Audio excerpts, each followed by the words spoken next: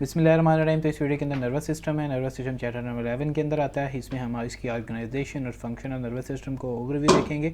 इसके अलावा हम देखेंगे कि कैसे न्यूरो ट्यूब और न्यूरो क्रस्ट सेल जो है ना वो डेवलप होते हैं और कैसे इनके डेरिवेटिव जो है ना वो बनते हैं। अब यहाँ पे जो न्यूरल ट्यूब है और न्यूरो क्रस्ट सेल्स हैं और इनके जो डेरिवेटिव्स हैं वो ऑलरेडी हमने चैप्टर नंबर 5 के अंदर पढ़े थे। हमारी प्रीवियस वीडियोज़ के अंदर आप देख सकते हैं और उसमें फॉर्मेशन ऑफ न्यूरो ट्यूब आपको देखने को मिल जाएगी। उसके बाद हमारे पास आता है नर्वस सिस्टम। नर्वस सिस्टम जो को हम बेसिकली जो नर्वस सिस्टम है इसको हम दो पार्ट्स में डिवाइड करते हैं। एक सेंट्रल नर्वस सिस्टम है और दूसरी टाइप हमारे पास जो है ना वो पेरिफेरल नर्वस सिस्टम है। जो हमारे पास सेंट्रल नर्वस सिस्टम है इसमें हमारे पास जो है ना वो ब्रेन आएगा, ब्रेन के बाद हमारे पास स्पाइनल कॉर्ड आएगा। जो पेरिफेरल नर्वस सिस्टम है इसमें हमारे पास सोमैटिक नर्वस सिस्टम है और सेकंड हमारे पास ऑटोनोमिक नर्वस सिस्टम है। ऑटोनोमिक नर्वस सिस्टम की फर्दर हमारे पास जो है ना वो तीन टाइप्स हैं। एक हमारे पास पैरासिम्पैथेटिक नर्वस सिस्टम है, दूसरा हमारे पास सिंपैथेटिक नर्वस सिस्टम है, थर्ड हमारे पास जो टाइप है वो एंटेरिक नर्वस सिस्टम है। पैरासिम्पैथेटिक नर्वस सिस्टम रेस्ट और डाइजेस्ट कंडीशन के अंदर होता है, सिंपैथेटिक फाइट और फ्लाइट में, और एंटेरिक नर्वस सिस्टम वो जो हमारे पास ऑटोनोमिक नर्वस सिस्टम है। ऑटोनोमिक नर्वस सिस्टम के अंदर सिंपैथेटिक पैरासिम्पैथेटिक कंपोनेंट है और इनके अंदर दो टाइप के गैंग्लियन है। एक हमारे पास प्री गैंग्लियनिक फाइबर, इनके अंदर दो टाइप के जो है वो फाइबर्स हैं, प्री गैंग्लियनिक फाइबर्स हैं और पोस्ट गैंग्लियनिक फाइबर्स हैं। होता ये है कि सबसे पहले इनकी सेंट्रल नर्वस सिस्टम के अंदर एक सेल बॉडी होती है जहाँ से एक जो है ना वो फाइबर ओरिजिनेट होता है, इनको हम प्री गैंग्लियनिक फाइबर्स कहते हैं। उसके बाद एक दरमियान में गैंग्लियन आता है और उसके बाद हमारे पास यहाँ पे एक सेकंड सेल बॉडी होती है, वो फर्दर इफेक्टर आर्गन तक पहुँचती है। तो इसमें दो तरह के फाइबर्स होते हैं, एक फर्स्ट पोस्ट गैंग्लियनिक फाइबर और दूसरे हमारे पास प्री गैंग्लियनिक फाइबर जो कि सीएनएस के साथ जो है ना वो रिलेट हो। उसके बाद आज का जो हमारा सबसे इम्पोर्टेंट टॉपिक है वह है स्पाइनल कॉर्ड। स्पाइनल कॉर्ड की डेवलपमेंट में क्या होता है कि सबसे पहले हमारे पास न्यूरो ट्यूब बनती है। न्यूरो ट्यूब के जो है ना वो दो पार्ट होते हैं, एक हमारे पास क्रेनियल पार्ट होता है, दूसरा हमारे पास कॉर्डल पार्ट होता है। जो क्रेनियल पार्ट है वो ब्रेन बनाएगा और जो कॉर्डल पार्ट है उसकी फर्दर जो है ना वो इलांगेशन होगी और वो फर्दर स्पाइनल कॉर्ड में कन्वर्ट हो जाएगा। तो जो कॉर्डल 1/3 पार्ट है न्यूरो ट्यूब का वो बेसिकली बनता है स्पाइनल कॉर्ड और later consist of thick columnar pseudo stratified neuro epithelium. जो हमारे पास न्यूरल ट्यूब का जो कॉर्डल 1/3 का पार्ट है, फॉर एग्जांपल ये हमारे पास जो है वो उसको तीन पार्ट्स में डिवाइड करते हैं। तो ये हमारे पास 2/3 है और ये हमारे पास 1/3 है।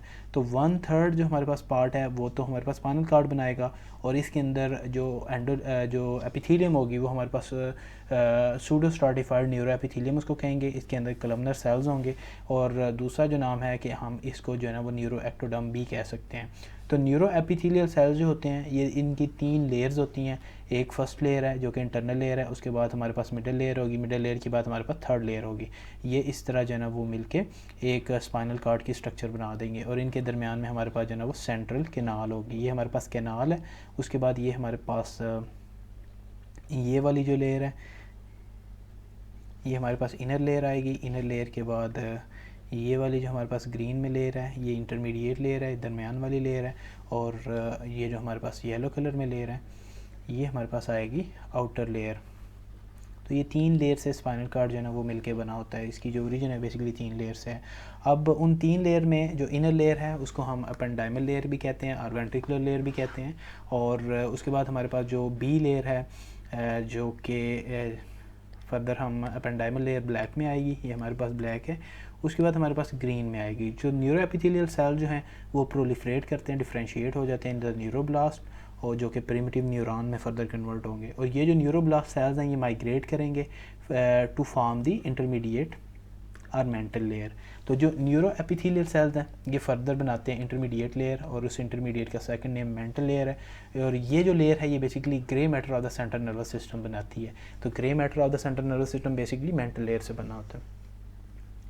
उसके बाद हमारे पास आती है आउटर लेयर। आउटर लेयर को हम मार्जिनल लेयर भी कहते हैं। ये white matter of the central nervous system बनाती है। इसके अंदर एक्सॉन्स होते हैं नर्व फाइबर्स के जो कि राइज होते हैं फ्रॉम द न्यूरॉन्स। तो जो हमारे पास सेल बॉडीज़ हैं वो बेसिकली ग्रे मैटर से बनी होती हैं और वो ग्रे मैटर के अंदर होती हैं। और ग्रे मैटर में हमारे पास जो एपिथेलियम होगी उन्हें हमारे पास न्यूरो एपिथेलियल सेल जो कि प्रोलिफरेट करेंगे, इनको हम इंटरमीडिएट। उसके बाद आता है हमारे पास सुल्कस लिमिटेंस। सुल्कस लिमिटेंस जो है वो डिवाइड करता है इंटरमीडिएट लेयर को इनटू द डॉर्सल एलर प्लेट और वेंट्रल एलर प्लेट। जो हमारे पास इंटरमीडिएट लेयर है उसको दो पार्ट्स में डिवाइड हुआ है, एक हमारे पास डॉर्सल पार्ट है, एक हमारे पास वेंट्रल पार्ट है। तो सुल्कस जो लिमिटेंस हैं वो डिवाइड करते हैं डॉर्सल एलर प्लेट में के अंदर और वेंट्रल एलर प्लेट के अंदर इंटरमीडिएट लेयर को। जो हमारे पास डॉर्सल एलर प्लेट है वो सेंसरी होती है, और जो वेंट्रल और बेजल जो हमारे पास प्लेट होती है वो मोटर एरिया होता है।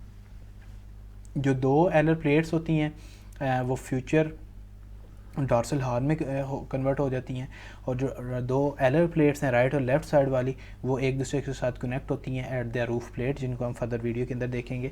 और इसके अलावा इनके जो पोस्टीरियर साइड है उसके ऊपर जो उस वहाँ पे एक सेंट्रल किनाल होती है, और दो बेजल प्लेट जो हैं वो एक दूसरे के साथ कनेक्ट होती हैं एट द फ्लोर प्लेट, और इनके अंदर जो है ना वो वेंट्रल मीडियन फिशर होता है।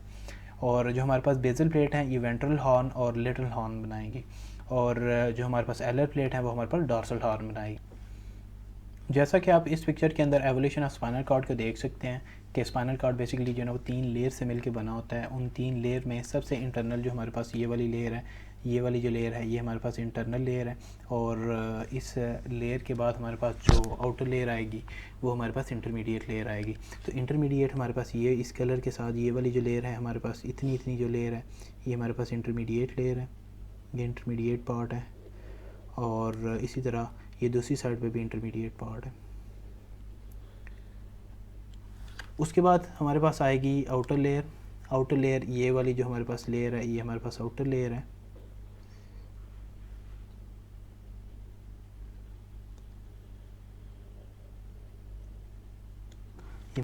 उसके बाद हमारे पास ये जो पार्ट है हमारे पास वो वाली रीजन जहाँ पे जो इंटरनल लेयर है या इंटरमीडिएट लेयर आपस में कनेक्ट हो रही हैं, ये वाला पार्ट इसको हम रूफ प्लेट कहते हैं।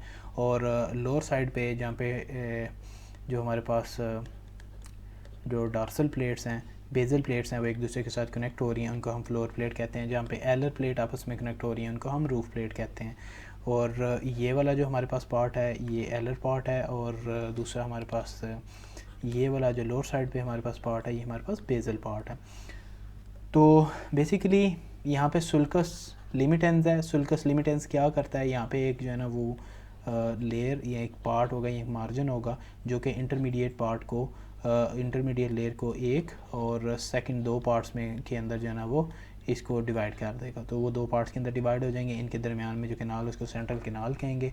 ये हमारे पास जो है ना वो मेंटल लेयर है, ये हमारे पास मार्जिनल आउटर लेयर है, और ये हमारे पास वेंट्रिकुलर लेयर है जो कि इनर मोस्ट लेयर है। उसके बाद हमारे पास आएगी न्यूरोएक्टोडर्म जो है वो डिफ्रेंशिएट होती है इनटू एपेंडाइमल सेल्स। ये बेसिकली एपेंडाइमल सेल्स के अंदर कन्वर्ट हो जाएगी, लोग के सेंट्रल कैनाल को लाइन करते हैं, तो स्पाइनल कैनाल। इसके अलावा न्यूरोब्लास्ट सेल में कन्वर्ट हो जाएगी, और वो जो है ना वो नर्व सेल बनाएंगे जिनमें unipolar, bipolar, multipolar neuron cells होते हैं। इसके अलावा जो न्यूरोएक्टोडर्म है वो ग्लियोब्लास्ट के अंदर कन्वर्ट होगी। ग्लियोब्लास्ट फर्दर जो है वो एस्ट्रोब्लास्ट और ओलिगोडेंड्रोसाइट्स ओलिगोडेंड्रोब्लास्ट बनाएंगे। उसके बाद हमारे पास माइक्रोग्लियल सेल्स होते हैं। माइक्रोग्लियल सेल जो है वो एक्टोडर्म से ओरिजिनेट नहीं होते, इनकी ओरिजिन जो है वो मेसोडर्मस सेल्स है। ये basically small sporting phagocytic cells होते हैं, और only type of the cell in the central nervous system which are mesenchymal. और ये जो है ये नर्वस सिस्टम में आते हैं through the blood vessels. Blood vessel से ये माइग्रेट करते हैं। ये बेसिकली जो है ना मोनोसाइट्स होते हैं। उसके बाद हमारे पास आएगा oligodendrocytes and the Schwann cells. Oligodendrocyte और श्वान सेल्स जो है ये प्रोड्यूस करते हैं myelination in the central nervous system. Oligodendrocyte जो है वो सेंट्रल नर्वस सिस्टम के अंदर माइलिनेशन करवाएगा, श्वान सेल जो है वो पेरिफेरल नर्वस सिस्टम के अंदर माइलिनेशन करवाते हैं। Length of the spinal card जो है वो डिफरेंट एज के ऊपर उसकी स्पाइनल कार्ड की जो लेंथ है वो डिफरेंट होती है। उसमें आप यहाँ पे देख सकते हो कि ग्रोथ और पोजिशनल जो चेंजेस हैं स्पाइनल कार्ड की वो आप यहाँ पे देख सकते हो। Relationship between the spinal cord and the vertebral column during the various stages. अगर हमारे पास 3rd मंथ ऑफ डेवलपमेंट होगी फीटस की, उस वक्त जो स्पाइनल कार्ड है वो whole of length of the vertebral canal जो है उसके अंदर वो सारी वर्टिब्रल कैनाल को फिल करेगा। और जब बर्थ होगी बच्चे की तो स्पाइनल कार्ड जो है वो L3 के ऊपर टर्मिनेट होगा। तो जो हमारे पास इन्फेंट होते हैं, सॉरी जो नियोनेट्स होते हैं, नियोनेट के अंदर जो स्पाइनल कार्ड है वो बेसिकली L3 के ऊपर होता है, उसकी जो स्पाइनल कार्ड की जो टर्मिनेशन होती है। उसके बाद हमारे पास आएगा अडल्ट। अडल्ट के अंदर जो कॉडल एंड है स्पाइनल कार्ड का वो एक्सटेंड होता है टिल L1 और L2 तक, जो इनकी जो इंटरवर्टिब्रल डिस्क है वहाँ पे आके जो स्पाइनल। उसके बाद हमारे पास स्पाइनल कॉर्ड की डेवलपमेंट के दौरान कुछ एनोमैलीज़ आती हैं। उन एनोमैलीज़ में हमारे पास दो टाइप के, एक टाइप है वो हमारे पास स्पाइना बाइफिडा है। अब स्पाइना बाइफिडा जो है वो हमारे पास दो टाइप का होता है, एक स्पाइना बाइफिडा अकल्टा होता है, दूसरा हमारे पास स्पाइना बाइफिडा सिस्टिका होता है। स्पाइना बाइफिडा अकल्टा मीन्स कि वो हिडन होता है और उसमें जो है वो ट्रांसफ़र जो हमारे पास पोस्टीरियर साइड पे, एक तो बॉडी होती है, बॉडी की पोस्टीरियर साइड पे जो आर्चेस वगैरह बनती हैं उनकी प्रॉपर जो है ना वो क्लोजर नहीं होता और उनके दरमियान में एक ओपनिंग रह जाती है, लेकिन ये स्किन के साथ प्रॉपरली कवर्ड होता है और ये हमें देखने को कोई भी डिफेक्ट नहीं मिलता विजिबली, जो नेकेड आई से हमें वो नहीं मिलेगा, इसलिए वो अकल्टेड होता है, वो हिडन होता है। हिडन होने की वजह से हम स्पाइना बाइफिडा अकल्टा कहते हैं। उसके बाद हमारे पास आता है second type spina bifida cystica. Spina bifida cystica में एक स्पाइना बाइफिडा ही होता है। अब normal formation of the spinal cord, हमारे पास वर्टिब्रल कॉलम होती है, कैनाल, लेकिन उसके साथ साथ एक सिस्ट जो है वो प्रेजेंट होती है। ये जो सिस्टिका होता है ये बेसिकली दो टाइप का होता है। एक मेनिंजियोसील होता है, मेनिंजियोसील के अंदर सिर्फ मेनिंजेस जो हैं वो स्किन से बाहर जो है ना वो बल्ज कर रही होती हैं, उसमें जो हमारे पास स्पाइनल कॉर्ड है वो सेंटर में प्रेजेंट होता है, लेकिन मेनिंजेस जो हैं वो बाहर की तरफ आई होती हैं। और bulging of the meninges through the defect, तो डिफेक्ट के थ्रू जो है वो मेनिंजेस जो हैं वो बल्ज कर रही होती हैं। अगर सिर्फ मेनिंजेस हैं, स्पाइनल कॉर्ड नहीं, और अगर मेनिंजेस के साथ साथ स्पाइनल कॉर्ड भी जो है वो प्रोट्रूड कर रहा है थ्रू द डिफेक्ट, तो उस कंडीशन का हम मेनिंजियोमाइलोसील कहेंगे। स्पाइना बाइफिडा जो है वो नेक्स्ट जो हमारे पास थर्ड डेवलपमेंटल डिफेक्ट आएगा वो हमारे पास spina bifida with the rachischisis आएगा और माइलोशीज आएगा। इसमें होता क्या है कि exposure of the spinal cord to the surface of the back due to the an open neural tube, तो न्यूरल ट्यूब का डिफेक्ट होता है। इसमें न्यूरल ट्यूब के जो पोर्स हैं वो प्रॉपर्ली क्लोज नहीं होते और उसकी वजह से डायरेक्ट जो स्पाइनल कॉर्ड है वो हमें देखने को मिल जाता है आउटसाइड द सरफेस। तो और ये मोस्ट वियर कंडीशन है द स्पाइना बाइफिडा की। इसके अलावा कुछ न्यूरोक्रस के जो डेरिवेटिव्स हैं उनको हम ऑलरेडी पढ़ लिया था। उसके बाद हमारे पास आते हैं स्पाइनल नर्व। स्पाइनल नर्व जो है वो each segment of the spinal cord से ओरिजिनेट होती हैं बाय द वीक 8। जो मोटर नर्व फाइबर्स हैं वो राइज होते हैं from the neural cells in the basal plate, तो बेजल प्लेट जो पोस्टीरियर साइड पे थी हमारी, वहाँ से हमारे पास मोटर नर्व फाइबर जो है ना वो चौथे वीक के अंदर ओरिजिनेट होंगे। इनके जो फाइबर्स हैं वो बंडल्स के अंदर अरेंज होते हैं और वो फॉर्म करते हैं ventral nerve root. Bundles of the dorsal nerve root जो है वो ओरिजिनेट होती हैं फ्रॉम दी स्पाइनल गैंग्लिया, और जो वेंट्रल प्राइमरी रेमाई हैं वो बनाते हैं मेजर नर्व प्लेक्सेस, जिनमें हमारे पास एक तो हमारे पास डॉर्सल साइड पे होंगे, दूसरे हमारे पास वेंट्रल होंगे। तो जो वेंट्रल साइड पे हमारे पास प्राइमरी रेमाई होंगे वो नर्व प्लेक्सेस बनाएंगे, उनमें सर्वाइकल, ब्रैकियल, लुम्बोसैक्युलर प्लेक्सेस हैं। यहाँ पे हम दो क्लिनिकल पैथोलॉजीज़ आपको देख सकते हैं। एक क्लिनिकल पैथोलॉजी के अंदर स्पाइना बाइफिडा हमें मेनिंजियोसील के साथ मिल रहा है और दूसरी कंडीशन के अंदर हमें मेनिंजियोमाइलोसील के साथ मिल रहा है। तो बेसिकली स्पाइना बाइफिडा है, लेकिन ये सिस्टिका है। सिस्टिका के अंदर एक सिस्ट बनती है आउटसाइड पे और ये बेसिकली सबरेक्नाइड स्पेस होती है जो कि आउटसाइड पे बल्ज करती है। इसके अराउंड जो है ना वो तीनों टाइप की मेनिंजेस जो है ना वो भी प्रेजेंट होंगी और स्पाइनल कॉर्ड जो है ना अपनी ओरिजिनल लोकेशन के ऊपर ही होगा। ये लेस वियर होता है एज़ कम्पेयर टू दिस मेनिंजियोमाइलोसील। मेनिंजियोमाइलोसील के अंदर जो है ना डेवलपमेंटल डिफेक्ट आता है वर्टिब्रल कैनाल का। इसमें जो पोस्टीरियर आर्चेज हैं कम्प्लीटली क्लोज नहीं होती, न्यूरोप्रो जो है न्यूरो ट्यूब का डिफेक्ट होता है और इसमें क्या होता है कि जो स्पाइनल कॉर्ड है वो कम्प्लीटली इटसेल्फ जो है ना वो मेनिंजेस के साथ साथ जो है ना वो आउटसाइड सरफेस जो है ना वो माइग्रेट कर जाता है, इसकी प्रोट्रूजन होती है। सबरेक्नाइड स्पेस के अंदर आउटसाइड दी ये जो हमारे पास वर्टिब्रल कैनाल है वहाँ पे मूव करेगा।